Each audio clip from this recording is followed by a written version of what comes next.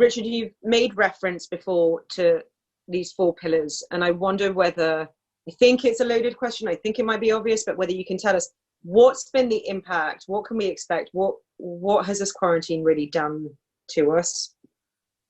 It's forced change upon us, and we weren't ready for the change. Change caught us by surprise, and change basically kicked our ass and shook our system. When they talk about the 4 pillars of health or fitness, some people have 5, some people call it something else, but I'm talking about activity, rest and recovery, nutrition, and stress management. Let me see if I can get a picture up here, or else I'll see if I can share my screen. See that? 4 pillars of wellness or health and fitness. There are different names, but for the most part, you have movement or activity, healthy eating or nutrition and hydration. You have rest and recovery, and you have mental well-being, or what I call stress management. And again, change has taken those pillars and shaken them, taking some of the bricks at the bottom and taking some away. So our foundation is kind of shaky. I'll take this off screen. Oh, I can actually write on this. Did you know that? Wow, that's very cool. I can write on the pillars. Good to know. Okay. Up here. Hi, Rania. So it's the 4 pillars again are activity, rest, recovery, nutrition, and stress management. As far as your activity, what are the problems I hear mostly from, and you can chime in if you want. My clients are saying, Richard, privacy, space, my structure, or my routine's been off, or just because I have commitments to family and other things now that I'm at home more, so things have been shifted around there. Yeah. In recovery, people usually think I'm talking about not enough sleep, and I'm also talking about oversleeping or staying in bed too long. Nutrition, Richard, I don't have access to the same foods. In New York, we didn't have vegetables. In Brooklyn, we didn't have vegetables or greens for about 3 to 4 days. That was hard. Okay. The other part is water. Everyone, the old metric was 8 ounces, 8 cups a day. 8 ounces, 1 ounce, 8 ounces is about 1 cup. For women, daily intake is about 15 cups.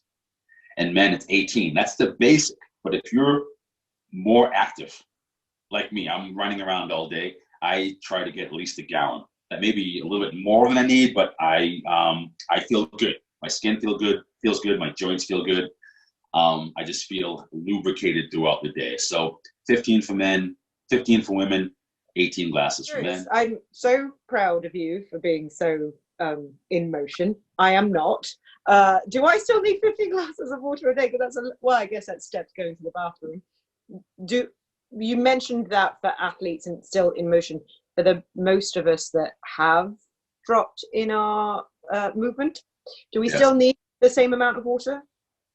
You know what I would do? There are plenty of charts or calculators online if you put your age, gender, and activity level, but I bet it'll come out close to interesting classes for you. Even though you're a smaller size person, it's going to be up there.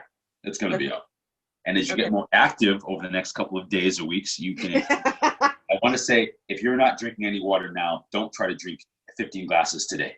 You'll feel sick. It won't feel good. So you, again, gradual steps. And I interrupted you. You were taking us into rest and recovery, I think, right? Yeah. Not enough sleep, too much sleep. Not enough sleep. Are you following the basic guidelines to have a nice stress-less sleep? Lights, camera, no action. Can't turn the lights off.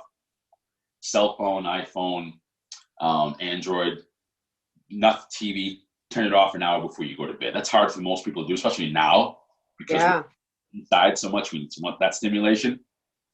Your brain doesn't want the stimulation before you lay down. Thermostat.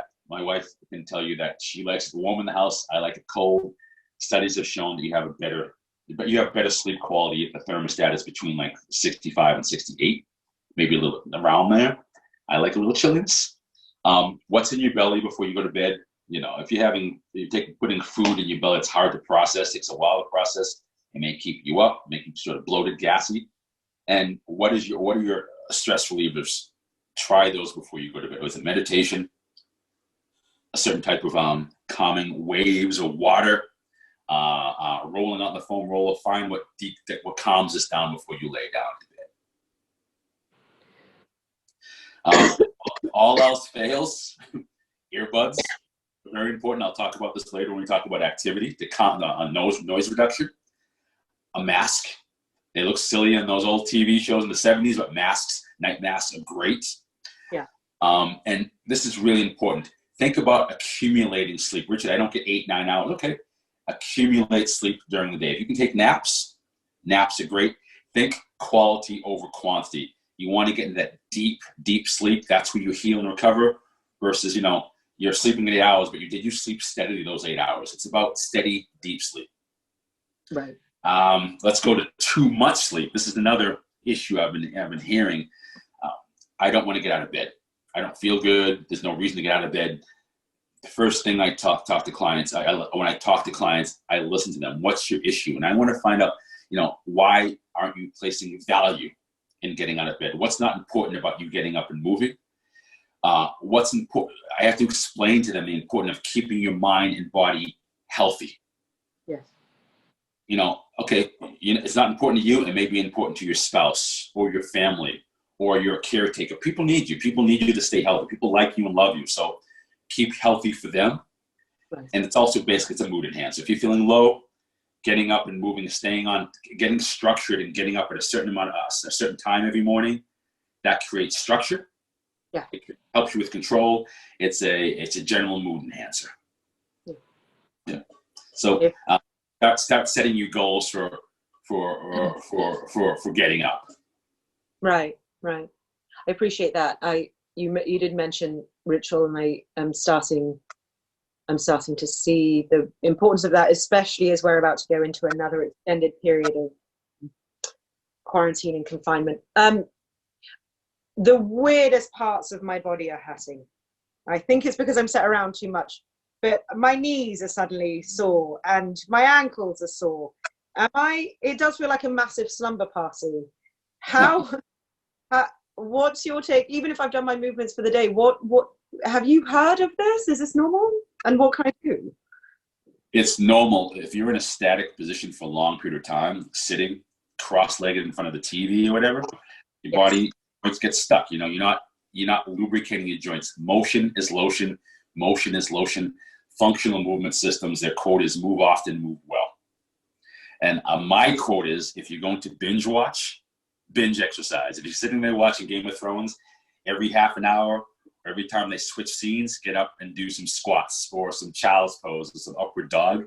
Motion is lotion. Your body likes to get moving. If you're sitting there with a laptop on your knees, that extra weight and sitting in that static position, even though those few ounces of pressure on your knees cause pressure on your joints and your muscles. So get up, move, stretch, don't stay static. Got it. All right. Okay. I appreciate that. Thank you. No problem. You want to talk about stress? Yes. Let's talk about stress. I want to tell you that everyone has it. And I always say, don't beat yourself up. Just acknowledge that emotion, that feeling exists. Just like devaluing yourself and not feeling like getting out of bed. Acknowledge and be aware that you have that feeling. One of the biggest things I can say is if you balance out the other three pillars, activity, nutrition, and rest recovery, this may take care of itself. Or at least it'll bring some of your stress down. This may sound really simple, but the first thing I always tell people is to breathe. They say this all the time. Breathe, it's always going to get better.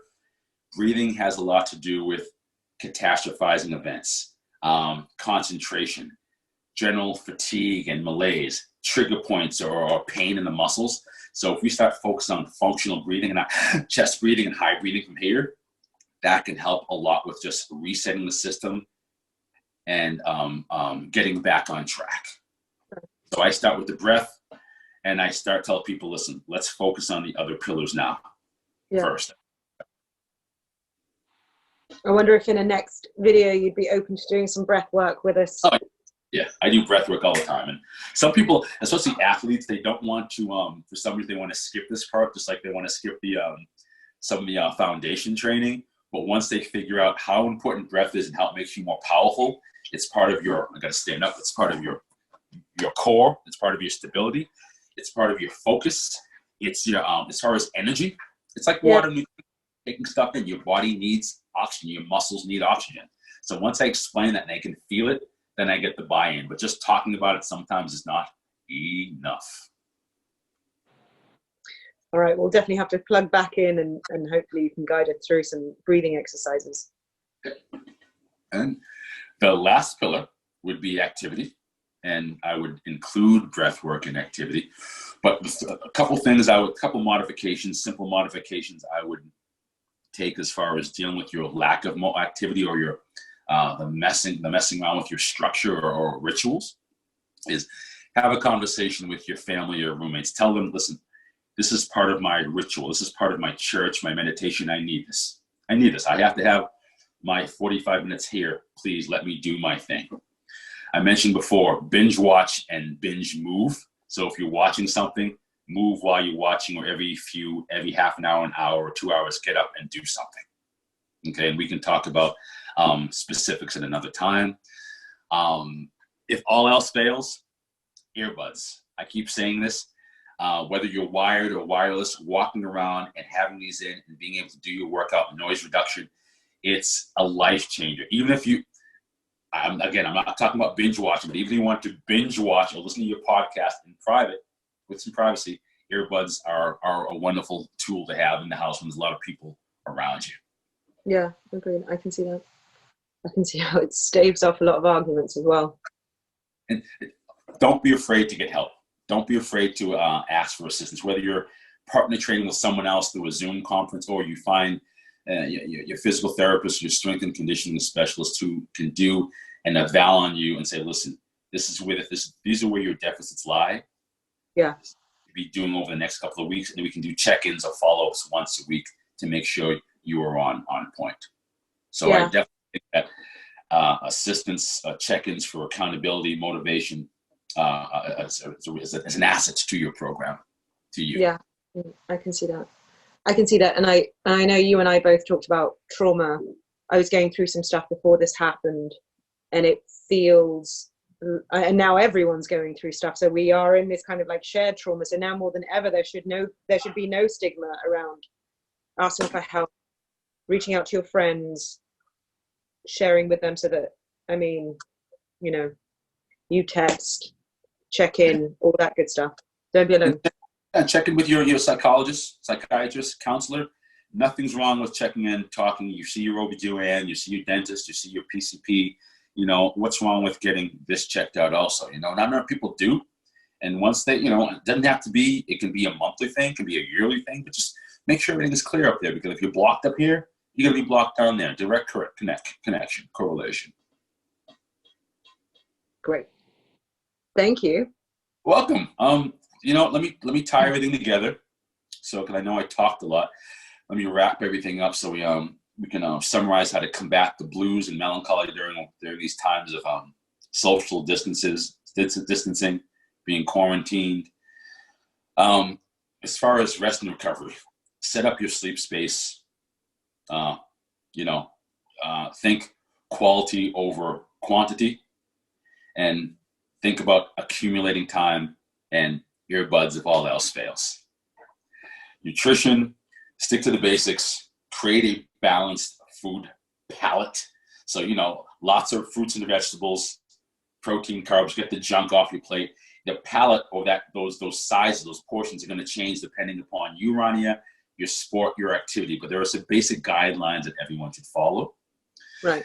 For stress, first balance out your other three pillars, because this may bring your stress levels down immensely.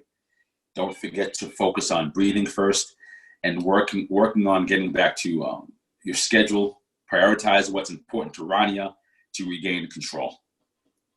As far as activity, get screened by a professional trainer or physical therapist and identify holes in your fitness so you can work on those. Set short and long-term goals, and always be aware that you're working towards deficits before you have your long-term goal, your milestone, but your deficits are your little short-term goals that you have to get past to reach that long-term goal. Yeah. And connect with a qualified therapist or strength and conditioning specialist to get screened, set you up in a home program progressions to keep you on point, motivated, and accountable through your evolution. Yeah. And just want to let you know is for the next month, we just launched our telemedicine virtual therapy. Should have been yesterday. It's today. We're keeping rates down. We're keeping rates down to $99 per 45-minute session, just so we can reconnect. Move Evolution can reconnect with its clients and any other viable clients who are looking for qualified 5-star physical therapy or performance therapy. They don't have to wait until it's all over. We can do this virtually. I'm keeping the rates down for about a month till till everything clears over. Then the rates will go back up to the normal rates. But right now, I want to make it accessible for everyone. So $99 until May 2020. After this time, the prices will go up to, I believe, $139 per visit. We do offer packages. Once we're back in the studio, again, you can mix and match your in-person with the virtual. And that's about it. I'm really excited about this. If you want more information, you can email me at richard@moveevolution.com or go right to our website at moveevolution.com. So super simple, richard@moveevolution.com, or I can check you guys out on your website, moveevolution.com. Yes.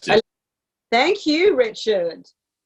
Heal, move, reconnect, evolve.